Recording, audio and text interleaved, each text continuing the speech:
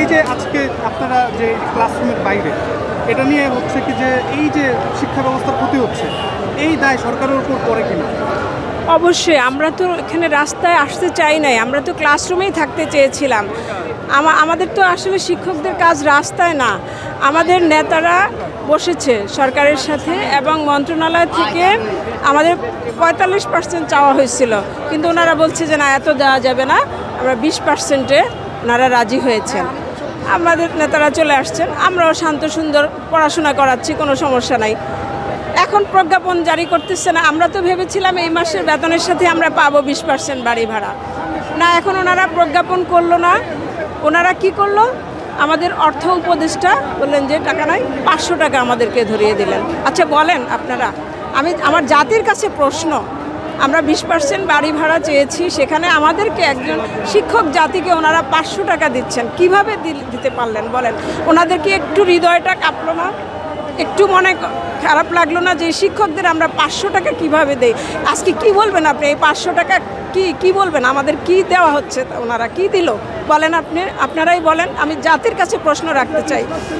আমাদের মাত্র বেশি লাগবে না, 20%-এ আপনার হিসাব দিয়েছে 2 থেকে 2,500 কোটি টাকা লাগবে। 2,500 কোটি টাকা কি আমাদের সরকারি কোষাগারে দিতে পারতেছেন না ওনারা? নাই। আমাদেরকে শিক্ষায় এত বড় বাজেট, আমাদের সিংহভাগ বাজেট কিন্তু শিক্ষায়, অথচ ওনারা কি সিস্টেম করেছেন আমাদের দেখেন। এই স্বাধীনতার এত যুগ পরেও আমাদের এত বৃহৎ একটা, এই এমপিভুক্ত শিক্ষা কিন্তু একটা বৃহৎ অংশ, দেশের শিক্ষার একটা বৃহৎ অংশ, সেই অংশটাকে ওনারা থোক বরাদ্দের মাধ্যমে বেতন দেন। আমরা সারা জীবন নিষ্পেষিত হয়েছে। আমি যখন প্রথম ঢুকি, আমি ঢাকা ইউনিভার্সিটি থেকে পাশ করেছি। আমার হাজব্যান্ড আমাদের মহিলাদের আসলে একটা সম্মানের চাকরি, শিক্ষকতার চাকরি কিন্তু সম্মানের চাকরি, মহান চাকরি এবং সৎ চাকরি। আপনি যদি সৎ থাকতে চান, এই চাকরিটা আপনাকে বেছে নিতে হবে। আমি সেই অনুযায়ী এই চাকরিতে এসেছি। আমি দেখেছি 43,000 স্কেল, ক্লাস 1 স্কেল। এখানে আমি ঢোকার পরে দেখি যে আমার কোনো বাড়ি ভাড়া নাই, আমার ইয়ারলি কোনো ইনক্রিমেন্ট নাই। আমি তো কি চাকরিতে আসলাম, এটা কি? হ্যাঁ, এই অবস্থায় যাক, আমরা তীর্থে কাকের মতো বসে থাকতাম। ওনারা যখন পে স্কেল দিত, সেই পে স্কেলের জন্য আমরা তীর্থের কাকের মতো 5টা বছর বসে থাকতাম। স্কেল ঘোষণার পরেও আমাদেরকে কি ঢুকাবে না, অন্তর্ভুক্ত করবে কি করবে না, সেই নিয়েও পায় তারা। যাক, অবশেষে দেখা যায় অনেক কিছুর পরে, জল্পনা কল্পনার পরে 6 মাস হলেও পরে ঢুকায়। ঠিক আছে, ঢুকায়। এইভাবে আমাদের চলছে জীবন। এখন এই পরিস্থিতিতে, এই বাজারে আমরা শিক্ষক যদি এত কম বেতন পাই, আমরা কিভাবে সমাজে সম্মান নিয়ে বেঁচে থাকবো বলেন? আপনারাই, এই জাতিই বলেন। একটা আমাদের স্কুলের 12,000 12,500 স্কেল, একজন কত আসে? বাড়ি ভাড়া না থাকলে কয় টাকা আসে বলেন? তার মধ্যে আরেকটা কি পায়তারা করেছে দেখেন। আমরা মনে করেছিলাম আমাদের জাতি একটা শিক্ষিত শিক্ষামন্ত্রী পেয়েছি, উচ্চশিক্ষিত শিক্ষামন্ত্রী পেয়েছি দীপুমণিকে। আমরা ভাবলাম যে যাক, উনি এবার শিক্ষার জন্য কিছু একটা করবে, দেশের শিক্ষার জাতি উন্নয়ন করবে। উনি কি করলেন? এই যে ওনারা গত 15 সালের পরে বোধহয় এই যে আমাদের ডবল করলেন, পে স্কেল দিলেন। এরপরে আর পে স্কেল তো দেয় নাই সরকার, ইনক্রিমেন্ট সিস্টেম আনলেন। সেই ইনক্রিমেন্ট সিস্টেমও আমাদের 6 মাস পরে দিলেন। কি করলেন? 5% দিয়ে 4% উনি কেটে নিয়ে গেলেন। কীরকম? আমাদের অবসর ভাতায় 4% কাটা হইতো আগে। আমাদের একটা অবসর সুবিধা দিবে ওনারা এককালীন, জাস্ট একটু। আমাদের মাসে মাসে কিন্তু কোনো সুবিধা নাই রিটায়ার করার পরে। উনি কি করলেন? আমাদেরকে 4%-এ তো ঢুকাবে স্বাভাবিক, পে স্কেল স্কিমেন্ট অনুযায়ী সবাইকে ঢুকাইলো, কিন্তু উনি আমাদের ডবল 8% কেটে নিয়ে গেলেন। আমরা কিছুই বলতে পারলাম না, শিক্ষকরা কিছুই বললাম না, যাক নিয়েছে। এরপরে দেখেন, এখন শুনতেছি এই যে ওনারা যাওয়ার পরে আমাদের যে অবসর ভাতার টাকা, সেই টাকাটা 6,000 কোটি টাকা ওনারা লোপাট করে নিয়ে গেছেন। আমাদের একজন শিক্ষক যদি রিটায়ার করে 7-8 বছরও একজন শিক্ষক আমাদের সেই রিটায়ারমেন্টের টাকাটা পাচ্ছে না। এই যে 10% এখন কেটে নিয়ে যাচ্ছে আমাদের, কল্যাণ 2% আর অবসর ভাতার জন্য আমাদের 8%। আমরা 4% কেটে যেই সুবিধা পেতাম, এখন 8% কেটেও সে একই সুবিধা পায়।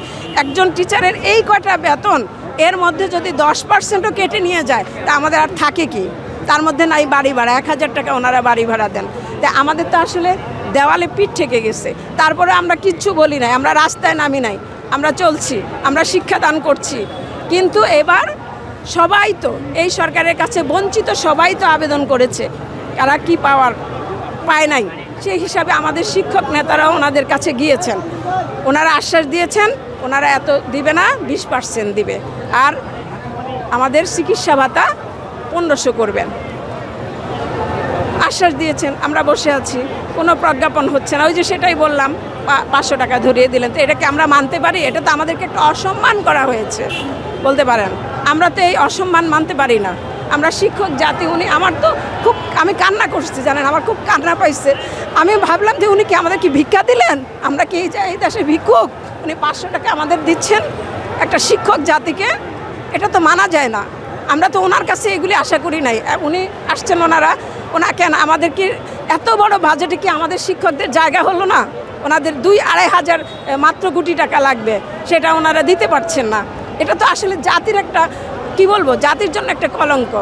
আর সবচেয়ে বড় বিষয় হলো স্বাধীনতার এত যুগ পরেও আমরা কেন থোক বরাদ্দতে থাকবো? শিক্ষার একটা বিশেষ বৃহৎ একটা অংশ, কেন আমরা থোক বরাদ্দতে থাকবো? ওনারা কি আমাদেরকে ওটাতে রাষ্ট্রীয় যেই বাজেটে সেটাকে কি ওনারা আমাদেরকে অন্তর্ভুক্ত করতে পারেন না? আমরা কি কোথায় আছি তাহলে আমরা এই জাতি?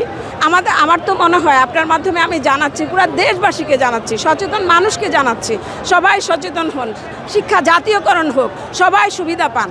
এত বড় বাজেট ওনারা লুটে পুটে খায়।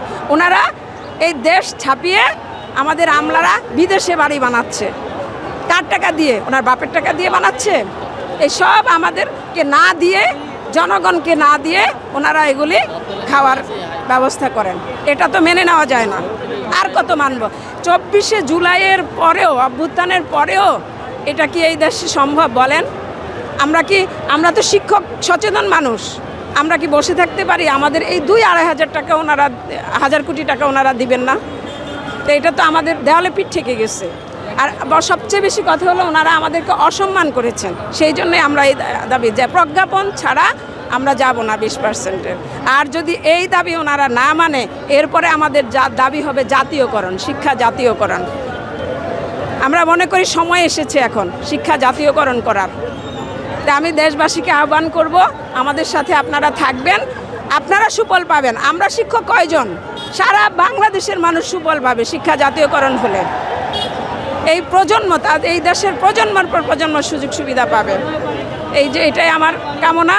আমার সবশেষে আমি আমাদের প্রধান উপদেষ্টা, ওনারা তো এখন অনেক মানে শিক্ষিত মানুষ, ওনারা যদি এই জিনিসটা না বুঝেন, এই যে শিক্ষকরা কি কষ্ট করছে আজকে 2টা দিন ধরে, ওনারা 2-2.5 হাজার কোটি টাকার যোগান দিতে পারছেন না। আমাদের এই যে রাস্তায় ফেলে রেখেছেন, ক্লাস বর্জন করে, আমরা তো ক্লাসে ফিরে যেতে, আমরা তো রাস্তায় থাকতে চাই না, কিন্তু আমাদের শুধু এখন আত্মসম্মানে লাগছে বলে আমরা রাস্তায় এসেছি। তাই ওনাদের কাছে আমার একটা অনুরোধ, আমাদের এই দাবিটা আপনি মিটিয়ে দেন, আমরা ক্লাসরুমে ফিরে যাই দয়া করে।